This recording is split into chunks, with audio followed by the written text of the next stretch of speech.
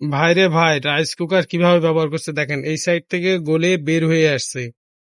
এগুলো শুধুমাত্র ভাত হয়ে যাওয়ার পর দীর্ঘক্ষণ ফেলে রাখলে এ ধরনের ঘটনাগুলো বিশেষ করে বেশি হয়ে থাকে। আপনারা সচেতনভাবে রান্না করবেন। আবার এদিকে দেখেন, লাইন গলে গেছে। লুজ কানেকশনের জন্য এই কাজগুলো ঘটে। আপনারা সবসময় সচেতন থাকবেন এবং কানেকশনগুলো সঠিকভাবে ব্যবহার করবেন, তাহলে রাইস কুকার দীর্ঘদিন ব্যবহার করতে পারবেন, কোনো সমস্যা হবে না। ধন্যবাদ। ভাইরে ভাই, রাইস কুকার কিভাবে ব্যবহার করছে দেখেন, এই সাইড থেকে গলে বের হয়ে আসছে। এগুলো শুধুমাত্র ভাত হয়ে যাওয়ার পর দীর্ঘক্ষণ ফেলে রাখলে এ ধরনের ঘটনাগুলো বিশেষ করে বেশি হয়ে থাকে। আপনারা সচেতনভাবে রান্না করবেন। আবার এদিকে দেখেন, লাইন গলে গেছে।